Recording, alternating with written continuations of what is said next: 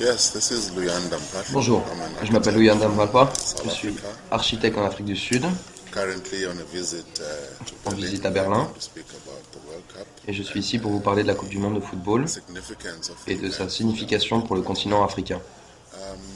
I live in Cape Town at the Je vis en moment ce moment à Cape Town and actually studied et architecture j'ai first étudié in South Africa l'architecture in en the Afrique du Sud dans les années 1980s, 80, at a time when black people were not allowed to lorsque les study Noirs n'étaient architecture, pas autorisés à étudier cette matière. but because of the pressure Mais à cause de that la we were pression putting on the apposée apartheid sur le system système de right at that l'apartheid, time, I felt it important to je trouvais ça très study important an d'étudier engineering relativement à subject, l'ingénierie. obviously being encouraged by my parents, J'étais who soutenu felt bien évidemment that par mes parents, Africans persuadé que les Africains doivent étudier ces actually matières, celle-ci pursue étant la and base follow de l'économie et de engineering l'industrie. Donc courses j'ai débuté because that's where l'architecture à the Durban wheels of industry, that's where et the heart of à the cette economy époque, is. la politique So était en I pleine studied effervescence. architecture in Durban, and whilst I was still studying it, it was a time of high Avec la political campagne, par exemple, activity de and libération de the Nelson free Nelson Mandela, Mandela campaign.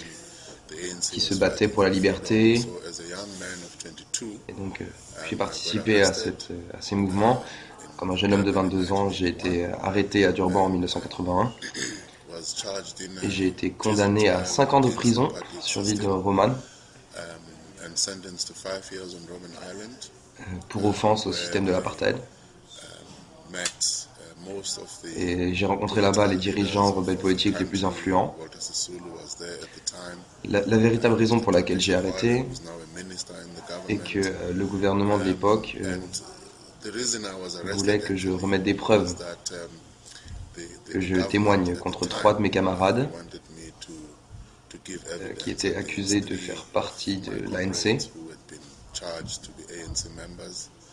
And as one would know at the time, Il faut savoir que the cette ANC organisation banned in South était Africa. interdite ou So bannie I à ce moment. refused to give evidence, Donc j'ai refusé de témoigner and contre as a eux. result, I was sentenced Donc to sur 5 l'île, years.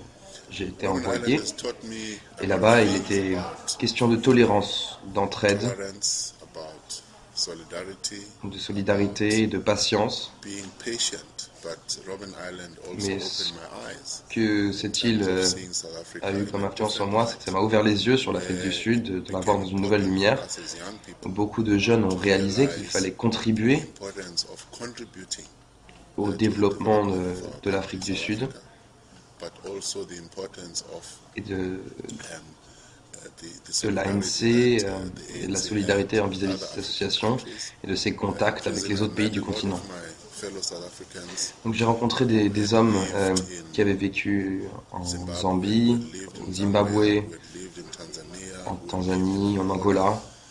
And we also had on Robben Island Il y avait aussi des comrades camarades sur l'île qui venaient de were Namibie belonging to the SWAPO et qui appartenaient à la organization. SWAPO. So already on Robben Island, one started developing a broader view about Donc South la question Africa, était de s'ouvrir but sur importantly, les relations entre les pays got du to continent. understand better the C'est relationship donc between South Africa and the rest of une the grande African continent. signification que And l'Afrique these things are reçoive important la today Coupe du Monde when cette année. South Africa is hosting the World Cup, where you have Avec 5 5 pays African africains countries qui plus South participent, Africa taking plus part in l'Afrique the du World Sud, Cup, to actually understand that there's a montrant que ces deeper pays doivent se développer ensemble. bond and a deeper relationship that we as Africans have got to establish. Now, after my release from Donc Robben après ma Island in relaxe en 1986, 1986, I actually j'ai eu la chance et was l'opportunité de venir en Allemagne fortunate to have the opportunity to come to Germany as an exile.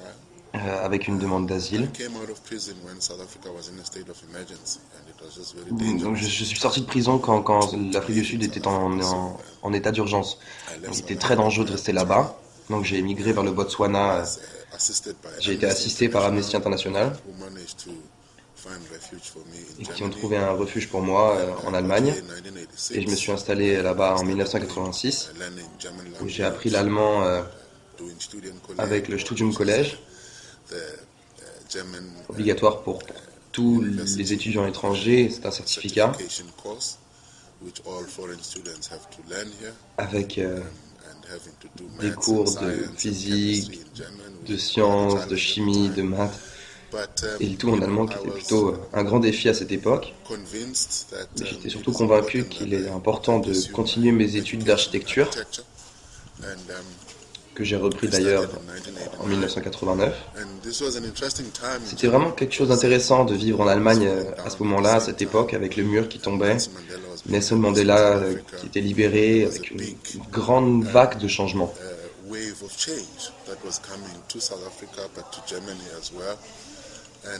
Et pour un Africain en Europe, se retrouver dans un tel moment de l'histoire était vraiment très intéressant. Donc j'ai poursuivi mes études.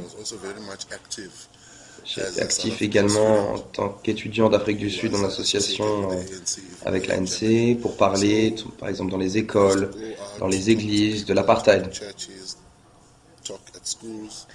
dans les écoles. Et j'ai découvert qu'il y avait une grande communauté d'Africains ici. Et ces gens que j'ai rencontrés savaient s'engager lors de nos réunions ou des rassemblements pour la libération de Mandela et d'autres dirigeants politiques et des prisonniers politiques. Mes motivations nées en prison se sont intensifiées avec la rencontre d'Africains d'autres parties du monde.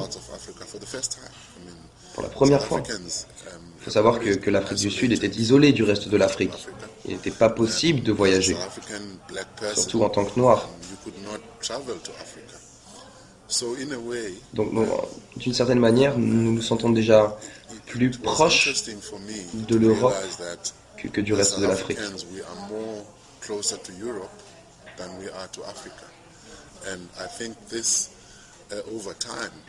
Et avec le temps, il y a eu du changement. C'est une très très belle expérience de faire partie des premiers Sud-Africains qui ont pu rencontrer des frères et faire partie des premiers mouvements de communication entre les pays africains. Nous n'avons pas la même langue, mais nous avons des histoires très communes et similaires vis-à-vis de la colonisation. Beaucoup de choses nous séparent, avec des influences très différentes, mais aussi beaucoup qui nous rapprochent.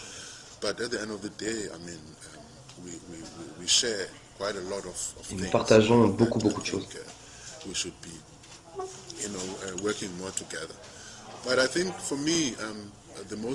Mais pour moi, la chose la plus importante, c'est qu'en ayant étudié en Allemagne, j'ai eu l'occasion de dessiner l'ambassade sud-africaine, par exemple, dans la Tiergartenstraße, à Berlin. Et notre compagnie est également fière de celle d'Addis Abeba, qui a été terminée l'année dernière. J'ai eu beaucoup d'opportunités, par exemple de traduire mon enseignement en architecture pour mon propre pays,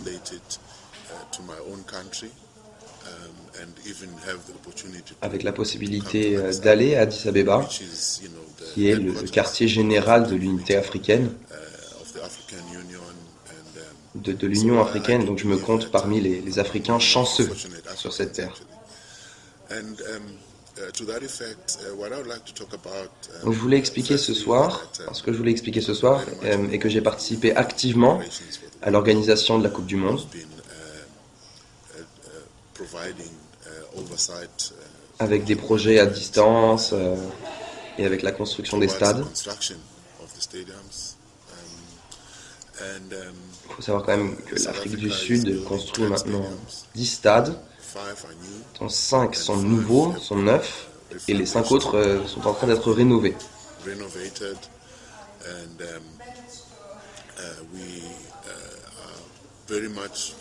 Donc c'est une très très belle opportunité que de recevoir l'événement avec les pays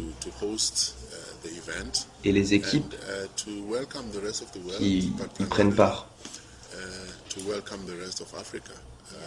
Tout le reste de l'Afrique, avec des pays tels que le Ghana, le Cameroun, l'Algérie,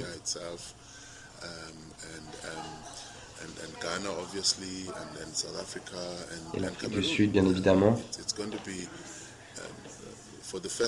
Ce sera la première fois, par exemple, que les Sud-Africains, les enfants, rencontreront leur star, jouant sur le sol africain.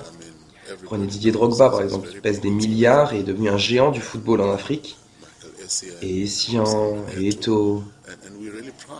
Et nous sommes très fiers de pouvoir être la scène en recevant la Coupe du Monde devant les foules internationales. Et ce que nous souhaitons est que le monde ne se focalise pas seulement sur l'Afrique du Sud, mais aussi sur les autres pays, l'Afrique du Sud ne servant que de représentant pour le continent africain.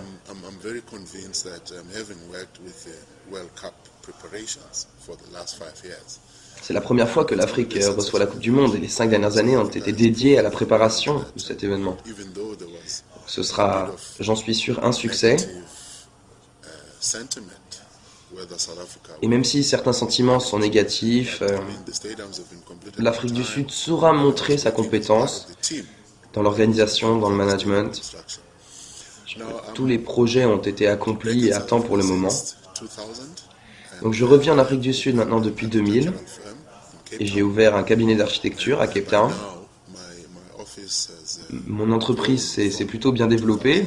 J'emploie maintenant 20 personnes alors que j'ai démarré seul.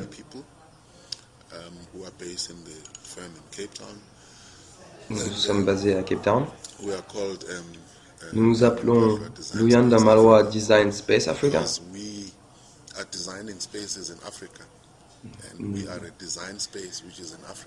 Nous faisons du design pour les espaces et dans l'espace africain. Et je trouve très très important que les Africains qui reçoivent une éducation à l'étranger, qui étudient à l'étranger, reviennent après un certain temps pour participer et rendre compte de ce qu'ils ont pu apprendre. L'un de mes projets les plus intéressants à Cape Town était la construction d'une maison low cost. Après avoir pris part à une compétition de design entre architectes, on nous a demandé de construire une maison low cost. C'était une compétition gratuite. Il n'y avait pas de récompense pour cela. Nous devions mettre en valeur quel rôle joue le design dans le low cost housing, donc dans les logements low cost. Donc avec notre équipe, nous avons décidé de relever le défi. Nous avons pensé que c'était un beau challenge, de trouver un compromis qui puisse rentrer dans le cadre d'un développement durable, trouver une solution adaptée. Nous avons fait des recherches. Nous avons vu que dans l'architecture des pays tels que le Ghana, le Sénégal, en général toute l'Afrique de l'Ouest et du Sud, nous avons beaucoup de similitudes.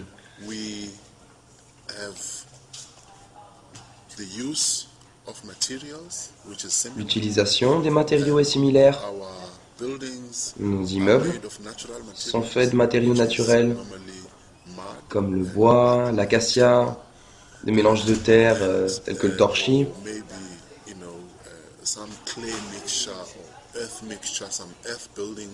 y a aussi toute une remarque à faire avec le design des fenêtres qui sont avec des fenêtres plutôt petites et des toits en herbe. Et je me suis demandé pourquoi. On comprend que les Africains ont toujours été très influencés par l'environnement.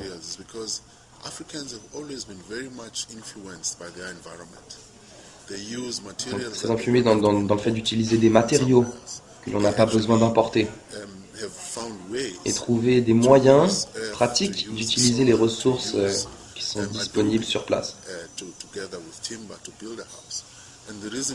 Et la raison pour laquelle les fenêtres sont petites, par exemple, c'est que le climat est très très chaud ici.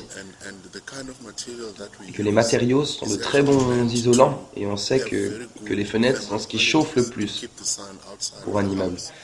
En regardant les rayons du soleil à l'extérieur, on peut gagner beaucoup. Parce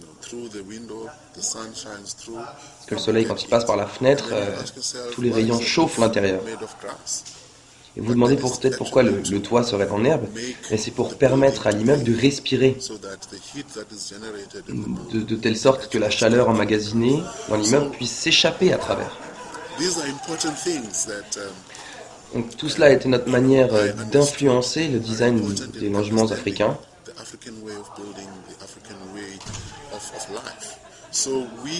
Et nous sommes parvenus à une maison low cost.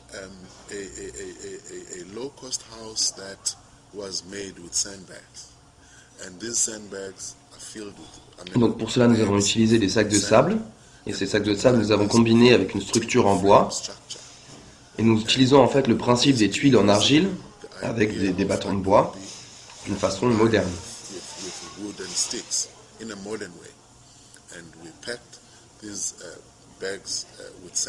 Et donc nous remplissons ces sacs de sable. Il faut savoir que le sable, c'est un matériau très intéressant si vous penchez sur la question. Il permet de stopper les rivières quand elles débordent. C'est aussi utilisé dans l'armée en tant que défense, en tant que protection pour que les gens puissent se cacher derrière.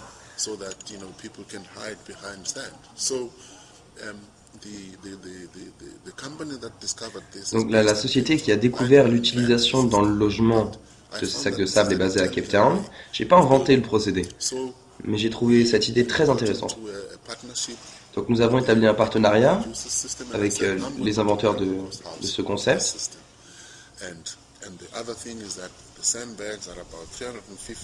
Et donc nous avons fait ce projet de low cost. Les sacs sont environ de 13 cm de long et donc produisent de très larges murs. C'est 2 fois plus que ce que produisent les tuiles d'argile et elles protègent beaucoup mieux de la chaleur du soleil. Donc imaginez-vous, nous avons mis de petites fenêtres réparties sur toute la façade pour que le soleil ne soit pas concentré sur une seule fenêtre et que l'on ait tout de même assez de lumière.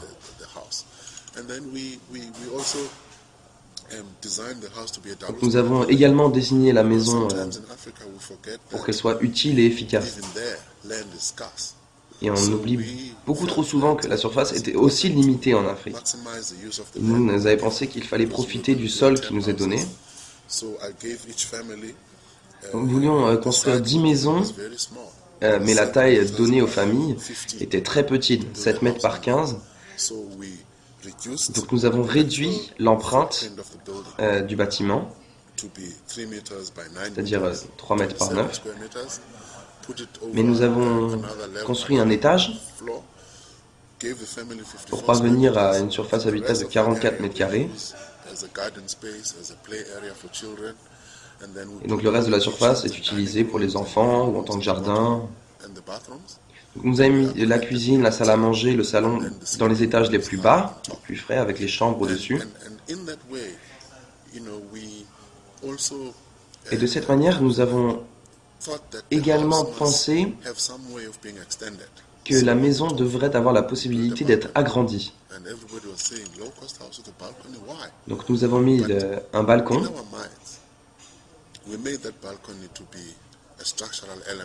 Et donc nous l'avons fait passer pour un élément structurel.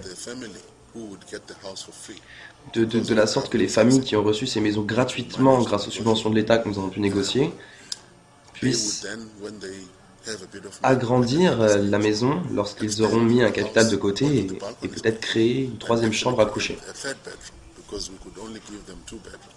On ne pouvait leur en fournir que 2. Et aussi, un peu de l'espace d'en dessous du balcon pourrait être utilisé par exemple pour la maîtresse de maison qui produit peut-être des vêtements, vendre des fruits et faire un peu d'argent.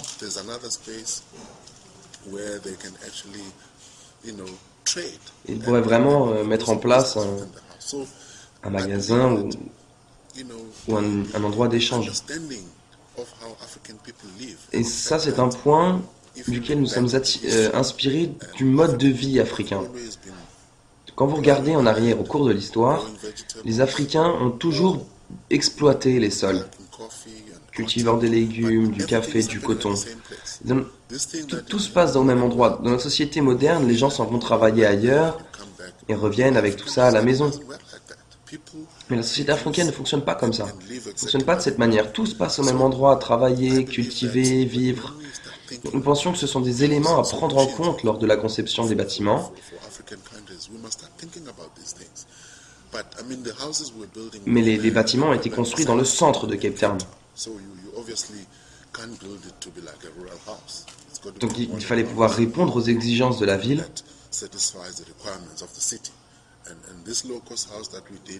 Et cette maison low-cost est un exemple, une preuve de l'avenir de Cape Town. De rompre avec une modernisation galopante, sans béton, sans briques, mais en utilisant du sable. Et je suis très fier de tout cela. Et de manière surprenante, notre projet a été récompensé et encouragé et reconnu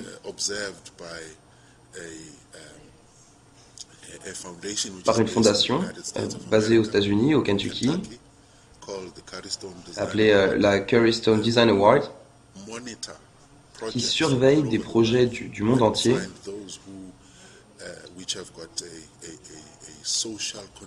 et qui savent prendre en compte la contribution sociale à l'amélioration des conditions de vie. Donc notre projet a été choisi parmi 5 projets internationaux et nous avons reçu l'Oscar en 2008 avec en prime $100 000 américains.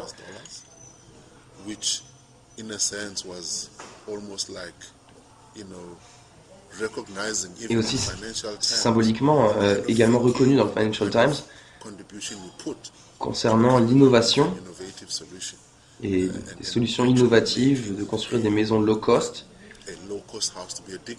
dignes. Et je ne pense pas qu'en construisant du low cost, il faille penser à une manière inférieure de le faire. Pensez à faire du bâtiment un endroit agréable à vivre. Au sanitaire, au prix du bâtiment pour que les gens puissent se le payer, pour que la température soit agréable, parce que les gens ne peuvent pas accéder aux climatisations, c'est trop cher. Et de cette manière, et c'est de cette manière que tout a fonctionné. Et je suis très fier de me trouver ici maintenant.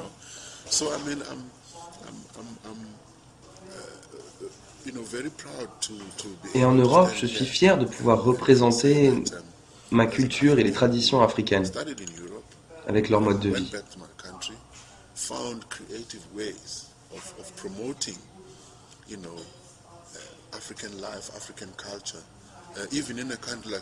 Et même dans un pays comme l'Afrique du Sud, réputé pour être moderne et industrialisé,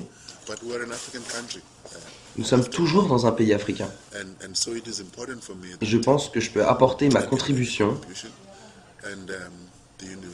Et l'université d'où je viens m'a discerné un doctorat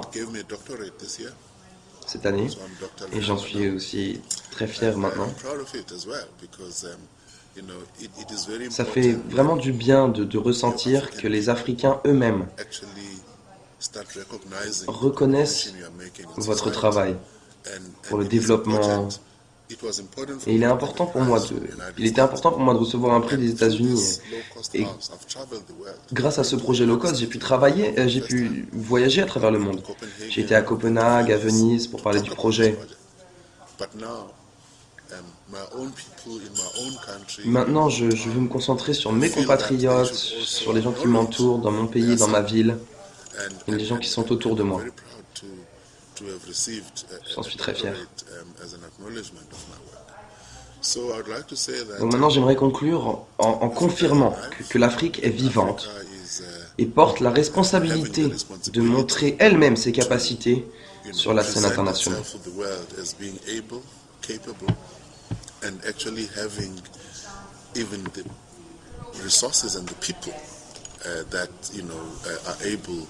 To contribute towards the development of Africa, and I would like to be one of those people.